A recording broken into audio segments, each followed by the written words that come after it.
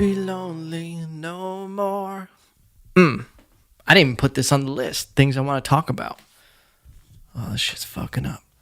Oh, God. Episode 4. The wheels are coming off. My microphone was fucking up for those only listening. Hear a goddamn semi driving by. So goddamn professional. Eminem's new album dropped. And holy shit. First off, welcome to Monday. You're going to be listening to shit on Tuesday. So you're in the goddamn future. I don't even know if we're still here. Who knows? The world could end tonight. Just me talking off into the goddamn ether. Aliens are going to find this shit 30 years later and be like, which translates to, oh, this is one of those fuckos that we killed for being stupid. Yeah, they had all the technology in the world and they just used it to make TikTok videos. What? We gave them the internet and they built TikToks. Yeah. No, they just watched each other procreate. That's what, like if you break down anything we do on the internet, yeah, they like to just watch each other make babies, but then they wouldn't make babies at the last minute. They did the last step. They would finish it to 99% and then pull out.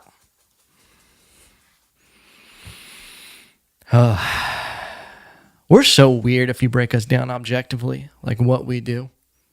So weird. I'm going so off the rails right now. My dog is looking at me like, dude, I know you don't care about working in mainstream media, but cool it. Talking about pulling out and shit. That's just real world. That's just real life, you know? That's just real life. Yeah, aliens are going to wipe us out for sure. They could have already started. I just saw this today that the coronavirus spreading through China. Apparently there's some crazy pneumonia-like virus that is starting to take off, if you will. That shit just went viral. Bars. Yeah, there's over 100 cases right now in China, which is, you know, small in the big picture, but that shit's going to spread like wildfire. Like an Australian wildfire that a bunch of nature people started to try to global warming, you know. But yeah, there's the virus breaking out in China right now. That's pretty scary. And how I'm going to tie it all back in. I think that's how aliens would take us out. Like we think there's going to be some goddamn Mars attacks video that's going to happen. Like they're going to really go after us fucking old school. Little Martians jumping around. Nah, they're just going to like fly over. Have one dude. He's like the worst alien out of them all. He's just going to like come down, just land, flick like one little thing. Just he's going to cough in a bitch's face. He's going to be like, we're all gone. He's just going to spread that small little pathogen and it's just going to take off. It's just going to spread. People don't wash their goddamn hands. You go to a roller coaster. I wish every roller coaster came with goddamn sanitizer because I see the nastiest shit. You ever want to like give someone chicken pox? Take them to Disneyland. That'll do it. You just mix in with a bunch of fucking hoodlums out there, just not giving a shit. Just little kids too goddamn excited. Ugh, it scares me. Scares me at the shit I see.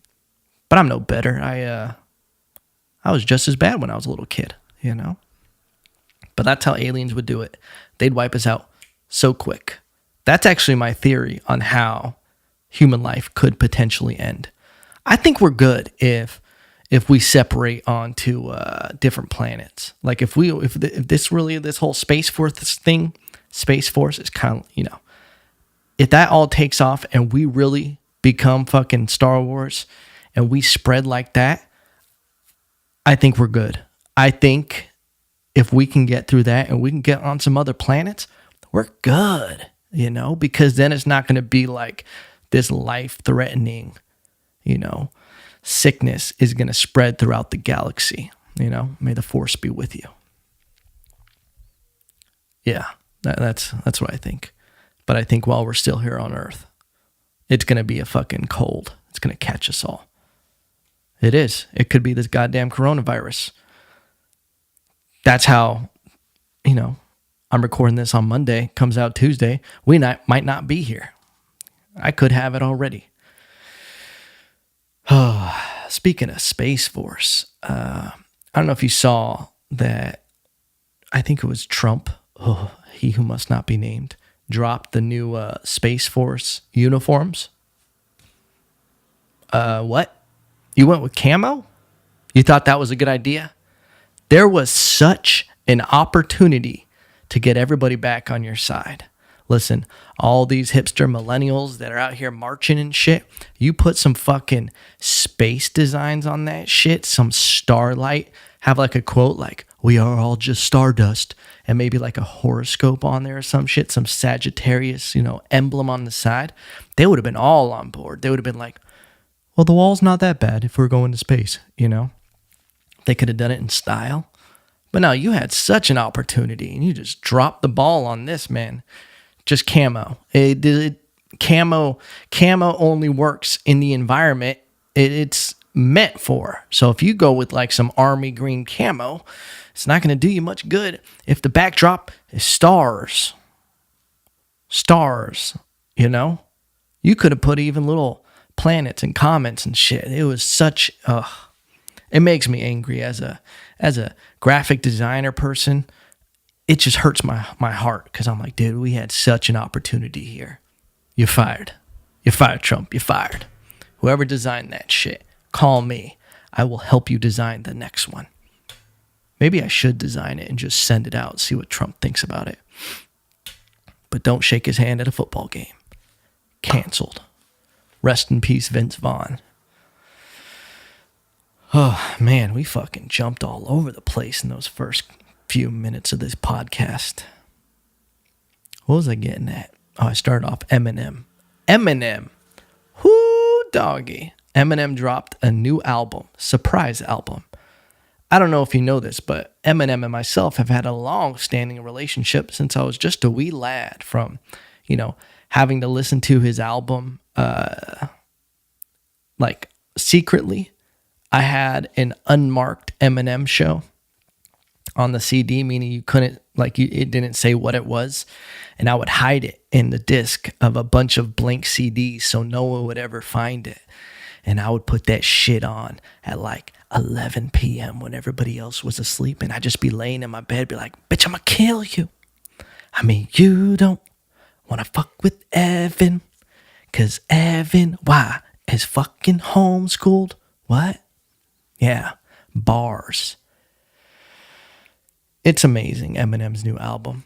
All of Eminem's music is amazing. I mean, you could sit there and argue, what was it? It was before Relapse. Was it Curtain Call? The FAC album.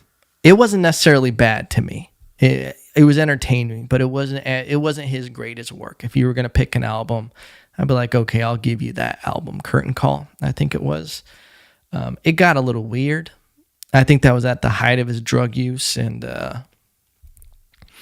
he was going through it. That's what I like to say. He was going through it at that time in his life. But this particular album, Music to Get Murdered By. Music to Get Murdered By. Or Music for Getting Murdered By. Anyway, Google got an Alfred Hitchcock theme, and I thought it was phenomenal. Dropping that surprise album, bars. I loved it when Kamikaze dropped. He dropped Kamikaze surprise also. I was staying at a friend's house, spent the night there. Shout out to Mikey Schwartz. Eminem dropped that album. I happened to be getting up in the middle of the night to go to the bathroom at I think 3 a.m. And I saw something on my phone of his album. I went to bed at 1. Woke up at 3 to go to the bathroom. Saw my phone, got a notification from a buddy that it had dropped. I put the goddamn album on. Listened to it a couple times in a row. There was no going back to bed after that. That's how it is when Eminem drops an album to me. And I gotta give it the respect it deserves. As someone who's done music, does music, did music, when certain music artists drop an album, I give it the full respect it deserves. I'll put on the noise-canceling headphones. I'll lay down, light a candle. Nah, unless it's a Drake album. Bars. And I listen to the whole album in entirety, from start to finish, the way it was made to be digested. I don't know if you know this. Some people I'm sure don't, because some people just like the singles. They buy one song because they like it. Albums, at least they used to be, are designed to listen to entirety, like throughout the whole thing. Just let it go, and it's going to take you from, like a movie. There's a start, there's a middle, and there's an end. And there's some other shit in there. But I like listening to it at least the first couple times the way the artist intended. I'll give it a full time through, just sitting there listening. I'll listen again while I'm doing stuff. And then my favorite way to digest an album, hit the gym mix with it. I got to get my swell on, get my pump on. Got to hit the weights, got to hit the heavy bag. And that's how I really digest an album. And then from there, I just kind of play it whenever I want. And I found this album to be very good. This album, I know I say it for a lot of shit. Bars on bars on bars. It really is, I think, the most jam-packed punchlines I've heard in an Eminem album. In any album, because I think Eminem always is the one that's stuffing the most in there. Not only is he rapping fast, he's playing with so many different flows. There's so much shit going on. He's stuffing so many subtle punchlines into everything. And it's crazy to me, because as someone, like, I really love hip-hop. I love, like, lyrics. I love flows. I love even stupid shit. If it sounds good and they're at least putting some effort into it musically, I'll listen to it. I think with lyrics, there was a few artists that were near Eminem, at least in the mainstream world. I think Slaughterhouse, Joel Ortiz, Crooked Eye, Royce da 5'9", and I guess Joe Budden. I feel like in this album in particular, Eminem has pulled ahead from people who were close to his level. And I got to say that with a caveat, because Royce da 5'9" is still keeping up, I think, in his own way. He's definitely, and I think it comes down to persistence and just working and working and working. I think that's the best thing that I've ever taken from Eminem, is that why I think he's the best music artist there's ever been, simply because of the longevity. Not only did he hit number one early, and he had all these hits, album sales, everything. He wasn't a one-hit wonder. The touring, the international touring, the movie music licensing, everything he's done to be able to maintain the level at the top like that throughout so many different generations. I'll say different years, different eras. He's been maintaining, not only being relevant, because Snoop Dogg is still around and everybody, there's still older people from the older generation that are still there. But did they not? They didn't hit that meteoric rise, and they didn't maintain it. There's not someone who every album, number one. And I don't base it just on sales. I base it also on the skill level with it. Being able to change so many different looks. That's the thing that I always liked about Eminem, is that it's evolved constantly. You're going to get bars, but you're going to get so many different kinds of songs. A lot of times, some rappers, they want to be super lyrical, miracle, spiritual. They got one look. They're going to give you one thing. They're not going to Anderson Silva you, Eminem can kind of do it all, and he's always pushed out of the comfort zone. He's got out of that, He'll try to make new music. He'll try to make different sounds, and not all of them are going to hit, and I respect that. I like when someone like Eminem admits that, it wasn't my best look, and I think he feels that on the Relapse album. And I didn't necessarily think so. I thought it was a great album, but he didn't like the accents that he went with it and everything. And that's going to happen, If you're really trying to do something different, you're going to have some cringe moments. And I'm not calling that a cringe moment, but you're going to have moments you're going to, shit, I shouldn't have done that. Well, you would have never got to this point if you didn't go through that cringe shit. I've gone through plenty of cringe shit. I have some music that I put out. I sweat if I listen to it. There's some stuff I put out and I've taken it down because I was just like, I look at it now and I'm like, oh, it makes me sweat. I'll just start sweating. If I ever have to cut weight, I'll just put on some music I've made and just listen to it and just watch the sweat run. Opposite of bars. But I was trying new shit. I was going through it, you know? But yeah, Eminem dropped that album and I loved it. I think it's a great gym listen, and I don't get. It's crazy that a music artist can go through so many different songs and still be coming up with new ones. Meaning he's told so many different stories, but he's still finding new stories to tell. He's still going to deep things in his past, but still making them relevant. And he's not just making the same song over and over and over again. Bars. Oh, man. Another wild thing happened this weekend. Conor McGregor, UFC 246, fighting bars. It was a great night. I went to a buddy's house from my jiu-jitsu gym. We ate a bunch of phenomenal food. I brought some tostones. Had some elk for the first time.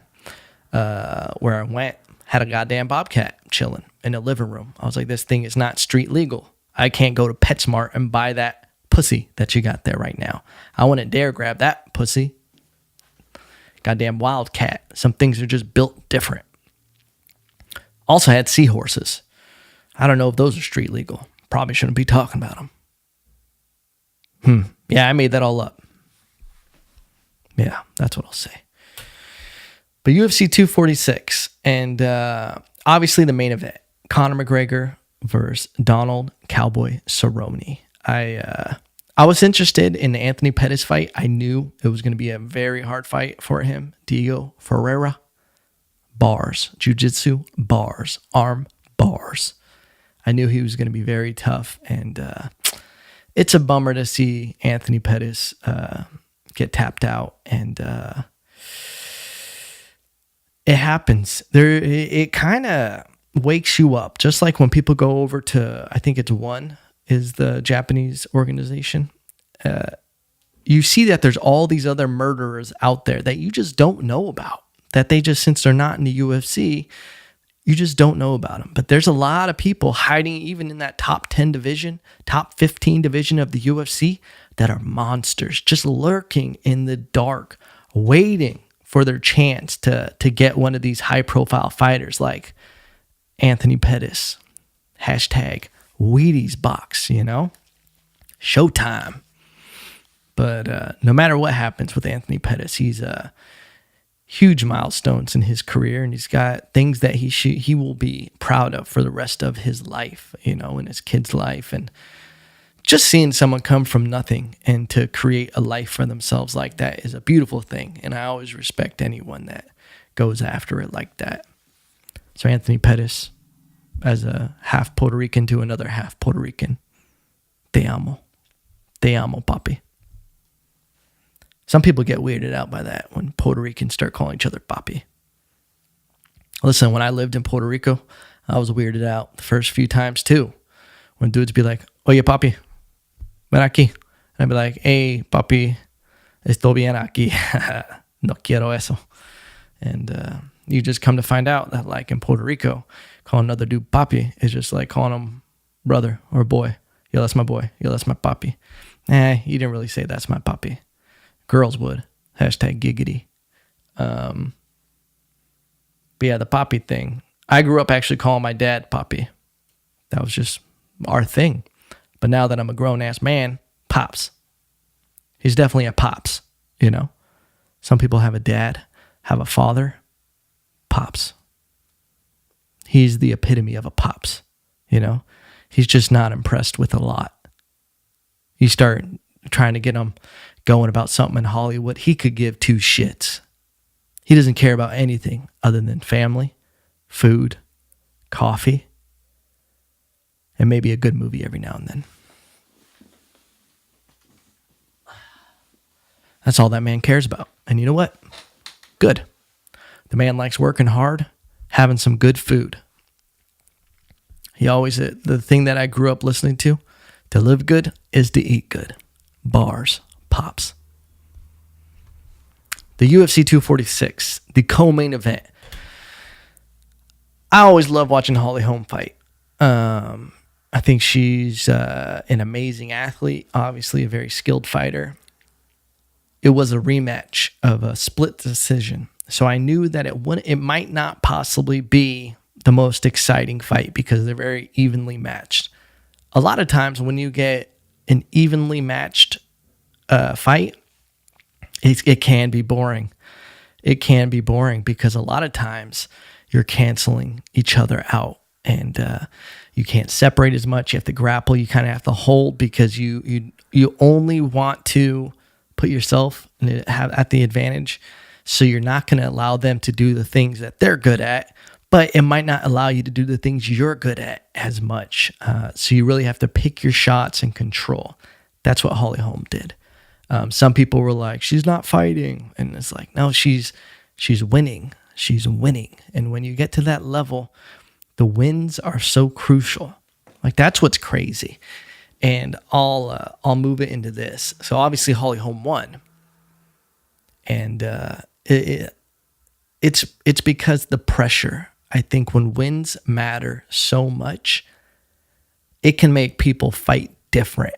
They don't reach their full potential. They don't really let it all go because of what the repercussions could be for that loss.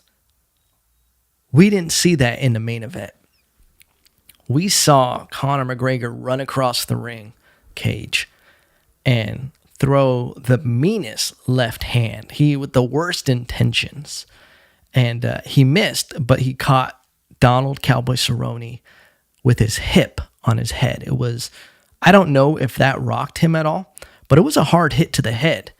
And I literally could have recapped the entire fight in a minute maybe. Is that, then he backed him up against the cage. Or no, he backed him up. No, they tangled up right there.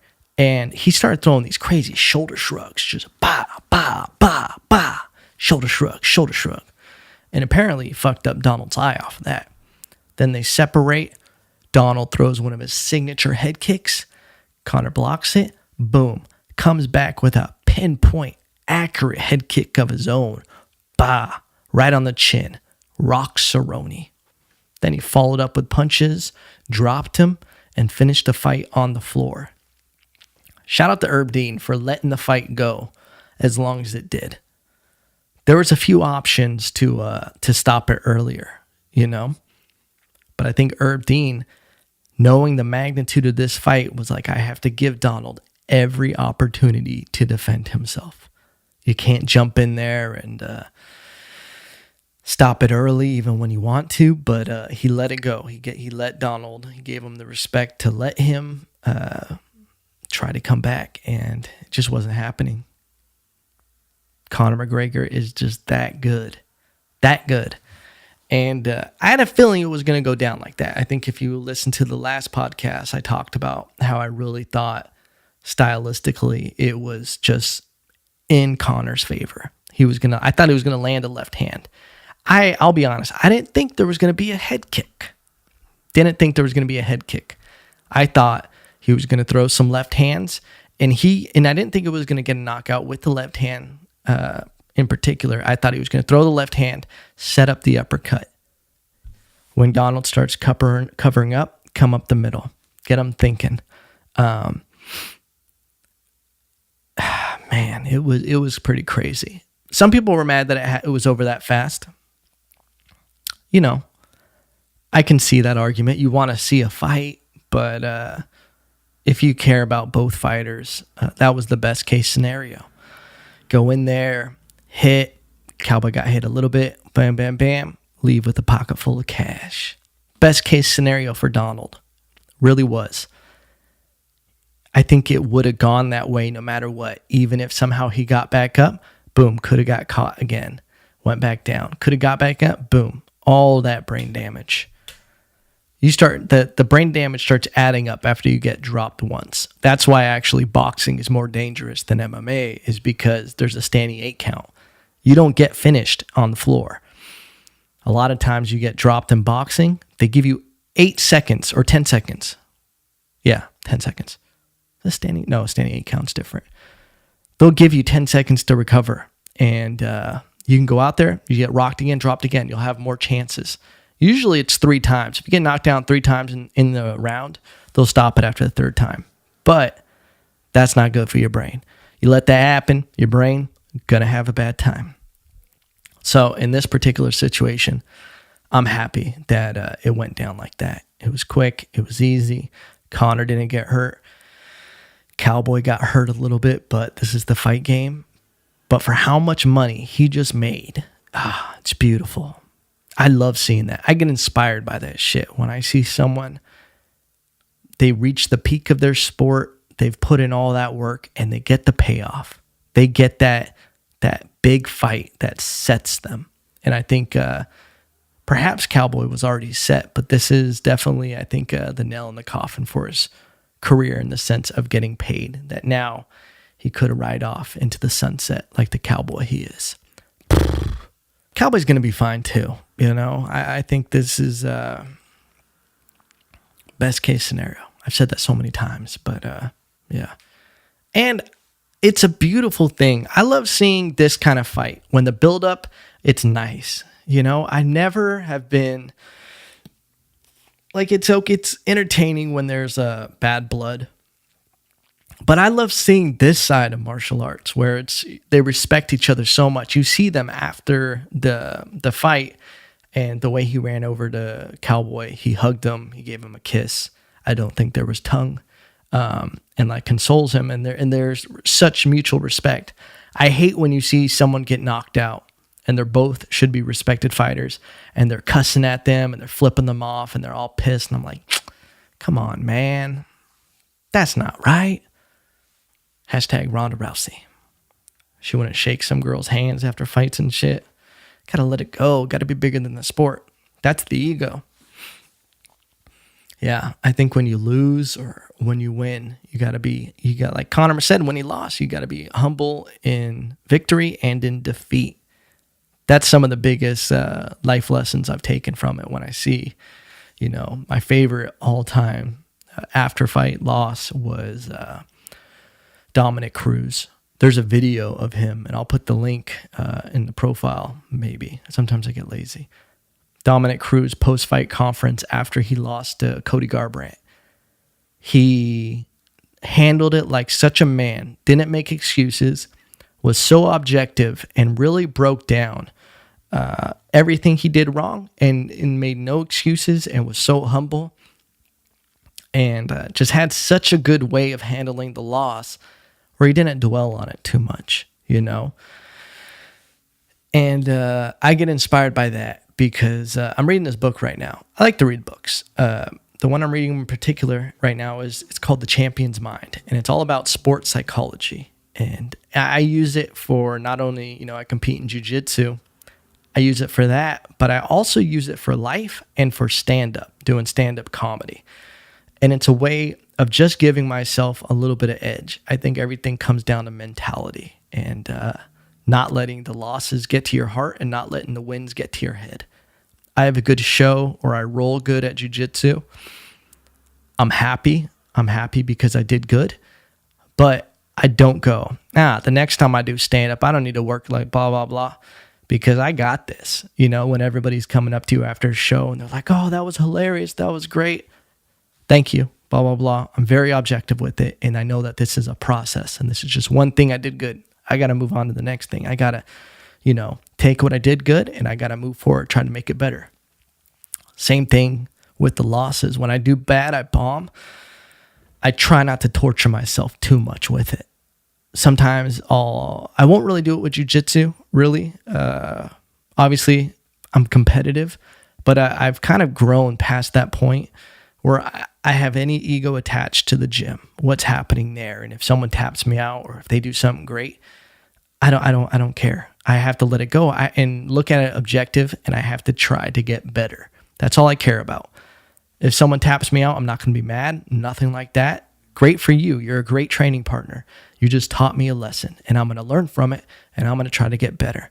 And then if I learn from it and I tap you out, well, now there's an opportunity to show you how I set that up so you can defend that. And now I have to go to a next level to try to get that on you. And it goes back and back. And guess what? What is that quote? Iron sharpens iron. Chink, chink, chink, chink, chink. That's my philosophy. But, yeah, the big thing about dwelling on losses, which I think is terrible, is you suffer that loss way more than one time. We'll take a fight, for example, since we're talking about UFC 246. Having a loss like that, you get knocked out, you lose. Sitting on that loss every day, turning it over. What could why didn't I do this? Blah, blah, blah, blah. It's just torturing yourself. Every time you think of that and you feel those emotions while you have it, you're just going through that loss again. You're not losing just once anymore. Now you're losing 15, 20 times. If you hold on to that, if you don't look at it objectively, you're going to constantly relive that loss and have to deal with it over and over and over again. And guess what? Now you're carrying all that weight into your training session. That's not good.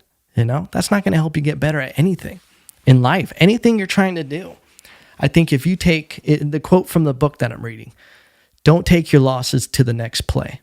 So if you fuck up, something happens, don't dwell on it. Don't fucking torture yourself and be like, oh, I fucked this up. God damn it. I always do this. This is always just what I do. No. Okay.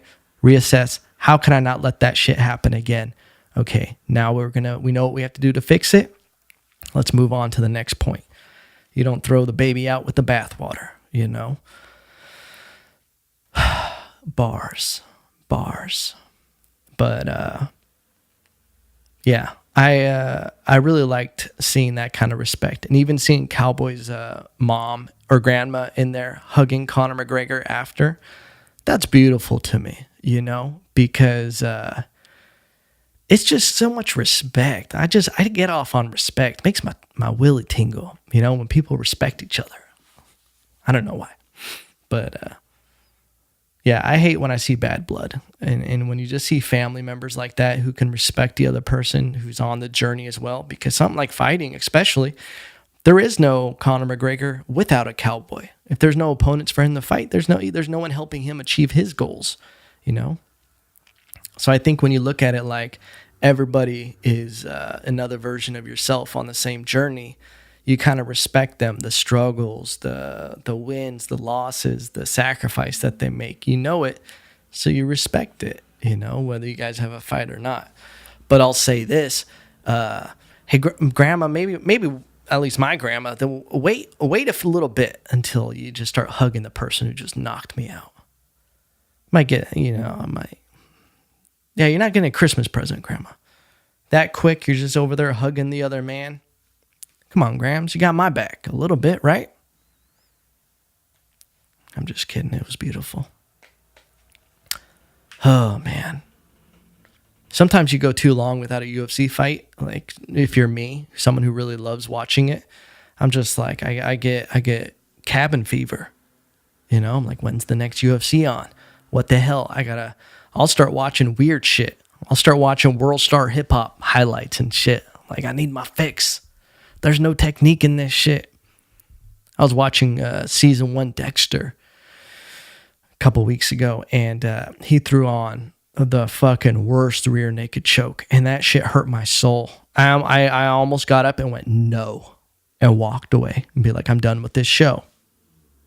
I can suspend belief for fucking comic book movies, but when you throw a rear naked choke on with no actual choke, no. I hear Dexter, the series ends terrible. Season 1 almost ended terrible because of that moment. I almost never watched it again. Do better, Dexter. Do better. But yeah, I really like sports psychology books. That's one thing that has been fascinating to me, is just at this point in my life in general, picking up on patterns and habits, discipline, and all of that, and becoming optimized. It's always been something that's kind of fascinated me, and I live my life with structure. So when I start looking at every single little thing I do as a pattern or a habit that got me to this point where I have certain reactions, it's fascinating to me. It's something I try to fix. And one thing I've been thinking about lately is your attention capital. Like thinking about your attention as straight capital, something that you can invest. You invest your attention every single day. And one thing that I've been working on is trying to invest it in the right things. And a huge one for me is not dwelling on things that happen. I'll have something happen, and this is something that I'm fixing, where someone says something, there's a weird altercation, and it sticks with me. I roll it over and over and over again in my head, and then I start adding little details. I'm like, was this motherfucker trying to disrespect me when they said this bullshit? And then what ends up happening is over time, I'll look at it and be like, dude, you got to be objective about this. Don't look at it like this. Look at the person's life. Do they have a life that you want? Look at the interactions you've had with them before. Are they a good person? Are they on a similar journey as you? Is there anything valid to what they're saying? And if they're insulting you, I'll run it through this whole little mill I got. And then I go, okay, dude, then stop letting it affect you and move on. Compartmentalize that shit, put it in a suitcase, file it, move on, bitch. Yeah, I call myself bitch. But, and that's one way I'm trying to free up my attention capital, is by not focusing on these stupid interactions I'll have with people sometimes. I had one recently where, I don't need to go into detail, but I just was having this altercation with this dude, and it just annoyed the fuck out of me, because this person just talking out of their ass and just blah, blah, blah, blah, blah, all this shit. And then it got confrontational. And I'm just like, dude, you are so stupid. In my head, I realized how stupid they were near the end of it. And I was like, I shouldn't have engaged with this, because we're not focused on the same world of doing things. Like, this person was all talk and no action. And just, the people who, they make a lot of excuses for their life and why they're in certain situations where things are happening to them bad and all this stuff. But they don't think it's them. They don't take responsibility for it. And so they're just ready to spew hate. The kind of people who are ready to fucking fight over road rage. Those people don't have a lot going on, because they're like, if I was going to get in a road rage and get in a fight, I would look at the consequences. Be like, okay, I can get in this fight and it's going to feel terrible after. I'm going to feel guilty. I'm going to feel bad for getting in this fight. And it's going to affect my life. I could go to jail. I could, I'm going to owe some fine. I'm going to make a scene. I could scar some little kid if I'm doing WWE Cold Stone, stunners to bitches out there. Just fucking doing pedigrees, the people's elbow and shit. So there's too many consequences to get into stupid altercations. There's some people walking around, and you got to learn how to avoid them, that don't give a shit about any of that. They're ready to fucking die over some dumb shit. You look at someone wrong. You bump into someone at a club or a bar. You just look at people weird. Some people are ready to fight over that shit. And I'm just like, Jesus Christ, you got nothing going on that you're ready to die for this shit right now. I gotta go. Yeah, and I had an altercation with someone like that recently, where I could see the situation going there. And then I got mad at myself after that I even engaged at all. I should have seen the red flags way before I actually engaged with this person. I could have shrugged it off. I could have, But sometimes, listen, I'm still stupid, okay? Listen, when I was younger, I got in fights over the dumbest shit. I gave zero fucks. In college, I got in some stupid fights. So stupid. Stupid bars. But yeah, and I would always, at some point when I was younger, getting in fights and stuff like that, there was good reason for it. I was shorter, smaller, got bullied, got into boxing, turned that whole table around. Not only that, getting into boxing and fighting in general, when you come disciplined in it, you don't get in fights anymore. You don't have the need to do it. But then College Evan came around. College Evan had his own fucking itinerary. He was just He was a loose cannon. And he wouldn't think that fights were avoidable. I talk about him like he's a different person, but he just wasn't thinking straight, okay? At the moment, that was all we were living for. We're just like, this moment, this college shit, our reputation, it all matters. If I can go back in time, I'd be like, dude, walk the fuck away. Go do something positive for your life. But I'm at a point now, and I think that's just life. I think you get older, and granted, that was like 11 years ago. Okay, I'm a different person. Bars. But there's still people who never get out of that stage. And it gets worse and worse and worse. And then it gets to the point where it can be dangerous, where you cross paths with someone who is all about that. It's just bad. You got to avoid it. And this is me just telling myself this shit, because the whole point of this was I didn't react smart enough, fast enough. Like, I saw the flags, but instead I let the attention capital, I let myself get back into an old pattern where I was like, oh, we got disrespect coming at us. Ding, ding. Oh, we ready? And then I start verbal jabs. I'm good with the mind shit. I can just throw out a couple jabs and I'll start getting into it. But then older Evan went, hey, dog, you got hopes and dreams. You got goals, things you're working on. You got to get home. What are you doing? And I did damage control, and it didn't escalate, but I still dwelled on it after. And it was part of a learning process probably, but like, I still let that affect me after I kind of turned it over, and I was mad at myself that I let it get to that point. But that's what I've been working on, is my attention capital. Yeah, at the end of the night, I'll let myself watch an episode of something on TV, maybe a couple episodes. I'm feeling froggy. But I like to put my attention in the shit that matters. I don't try to get involved with drama. It's juicy. It's low-hanging fruit. It'll kind of boost the dopamine a little bit if you go down that path. But I don't like to get engaged in it. It's not for me. It doesn't do anything for me. A lot of times in my life, when I look at something and I put it through the mill of, what is this going to do to benefit me? Is this benefit me in the sense of, is it productive? Is this going to help me or hurt me when it comes to my goals? Is it going to get me closer there by going out and doing this, engaging in this activity? Do I have any more attention to give? Or do I got to dial it back and focus more on what I want to do? I think that's everything. It's just your attention investment and what you want to put it on. Because the big thing is you only have a limited amount of how much stuff you could focus on during a day and the amount of energy you can put into things.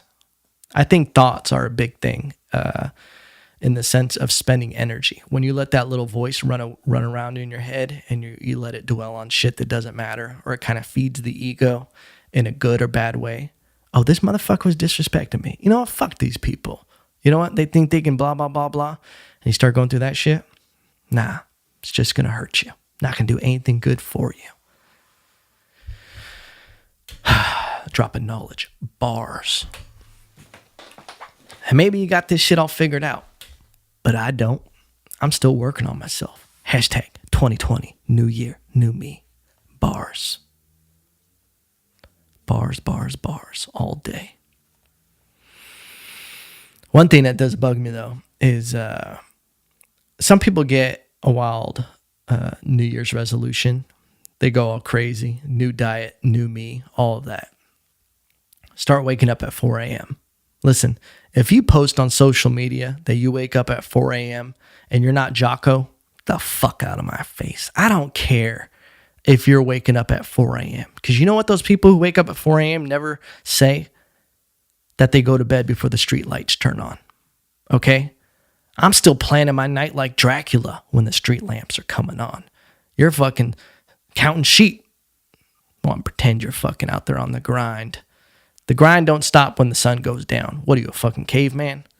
There is no way. Listen, if people, or you're taking a nap during the day like a little kid. You a toddler, you pulling out a little mat, putting it on the table, have a little apple juice. Is that you? Is that your life? Waking up at 4 a.m. having a little siesta. And I just say that because I'm jealous. I can't nap at all. I wish I could. 10-minute power nap. I'm not a napper. I'm not one of these people who can just sleep anywhere. Wish I was. But no. I can't do it. And I can't wake up at 4. Sometimes when I get going in a good few cycles of a week, I can get up. I'll hit 6:45 sometimes. Sometimes 7. Mainly 7:30. And I work for myself, so I don't need to wake up. I could wake up at 10 a.m. if I wanted to. Hit jiu-jitsu at 11. I do stand-up. I'm supposed to be a night owl. But I still try to be in bed by 12. Wake up 7:30. I journal. I read. Make my coffee. Bars. But these people who wake up at 4 a.m. and they like to post that they're getting it, put your bedtime schedule. Listen, if you're waking up at 4 a.m. and you're staying up till midnight, 11, like an American, like an adult, then I'll respect it. And you got to do that for a couple of years, okay? I don't care if you did it for a month. I don't care if you did it for 2 months, 6 months. It actually doesn't even impress me when people sleep less. You're just cranky to be around, okay? Cranky to be around. I like the people who get a solid 8, 8.5, you know? They're good people to be around. They're just happy. Happy people. What else? Speaking of social media, since people like to brag about their wake-up schedules. And listen, if you're Jocko, keep doing your thing. Inspire the shit out of me. I see these posts sometimes where people make up a scenario with the picture and are like this, if you respect this dog that saved a bunch of koalas. The koalas, this golden retriever just went out during the Australia fire and it just put a bunch of koalas on its back and it brought him home. I don't believe you. I don't believe you. And I think it's silly that you're posting that. Have you guys seen this? When people, they put a post, like I saw one with a dog and a koala next to the dog. And it was like, this dog went out during the Australian fire and was picking up stray koalas and bringing them home. It was a goddamn golden retriever, okay? And granted, those like to retrieve. But you're, anamorphing, that anamorphic shock when you put human characteristics on an animal. You think it's a goddamn Disney movie, okay? You're part of the royal family and think Disney is a real thing. Listen, no dog goes out there and be like, oh, look, a fire. Oh, no, all those little animals, they don't have a home. Dun, dun, dun, dun, dun, dun, dun. I'm going to save the koalas. They don't even know what a goddamn koala is. That's not their name for it. It's a goddamn fur animal to them. Little fur baby. Because you know how I know that's not real? Nature is metal. Okay? That's how I know dogs aren't going out there trying to rescue koalas. Because I've seen what wild dogs do to other animals. Listen, nature is metal is the wildest shit in the world. That, you catch the wrong clip at the wrong time in your life, you're going to have a bad time. You're going to see some shit you weren't ready to see. Hashtag sack lunches. The world is a dark place out there. And listen, I get it. I get that these things aren't happening all the time on Nature is Metal. This is a very curated list of videos and pictures, a very curated art form, if you will. It's not happening every day. There's not zebra babies getting born into the mouth of a lion. I saw that shit. I think maybe it was a hyena walking around with a goddamn baby zebra still in the sack. Just do. This was the freshest zebra you can get. That is the freshest zebra you can get. I saw another one, a gazelle. the mom was giving birth, and the baby just came out, still in the sack, just a little freshy. Leopard came running, and the mom just pooped out the baby and booked it. Said, "See ya, I can make another one of you." And then the baby just sat there like, "Oh shit, are you my mom?" And the leopard was like, "Quite the opposite. You came out of your mom, and you're going to go in me." And it started eating it. That's life. Nature is metal. It's a dark world out there. Animal Planet, Planet Earth, they lied to me. They lied to me growing up. I was fucking singing songs, watching all these little baboons. Hey, you cute baboon. Nah, it's a dark world out there, you know. I didn't want to say what I've seen baboons do. It's not right. But there's some frogs out there that could hashtag me too, a baboon. If they were alive. But that's nature's metal for you, huh? That's nature's metal. It's art. It's art. You need the good with the bad. I would rather have that than the fake stories. Like when people are like, "Oh, this duck took in this poor little kitten because it saw it was cold and then hugged it." No, you're just adding a story to it. You'll see a picture of a dog on the side of the road, and it's like, every day it walks to the cemetery of its previous owner, and it puts a dog bone on his grave. And then he says 3 prayers and walks back. Every day. I don't believe it. I'm sorry, I have a dog. I love it. If I die, that dog is like, well, who's got me now? How's it going to know that I was buried there? Okay? My dog don't give a shit. You know how I know that? Sometimes I'll pretend to be dead. You just fall on the floor.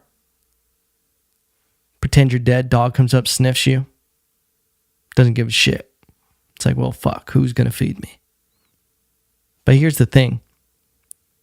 Dogs will wait.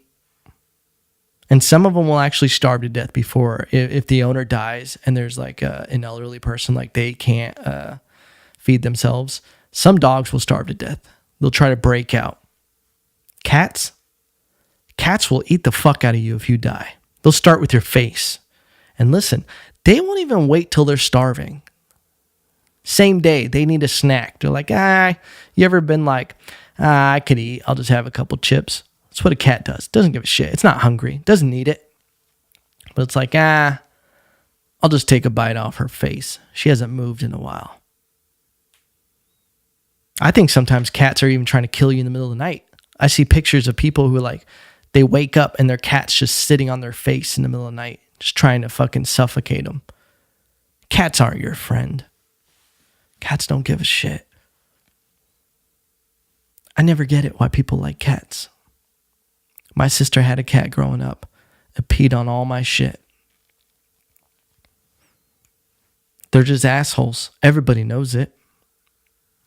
There's only a couple cats that I respect. There's a cat that fought a dog when it tried to attack the little kid on the tricycle.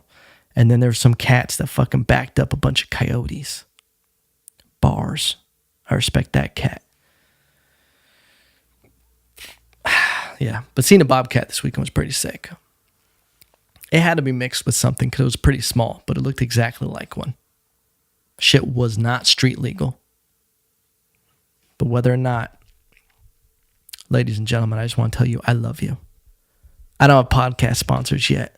So this podcast was brought to you by Organic Originals Productions, my video production company in Ventura, California. I serve Northern California and Southern California.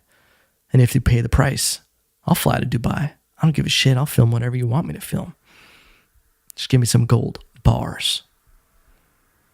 And on that note, ladies and gentlemen, I will see you Thursday. And remember, I love you.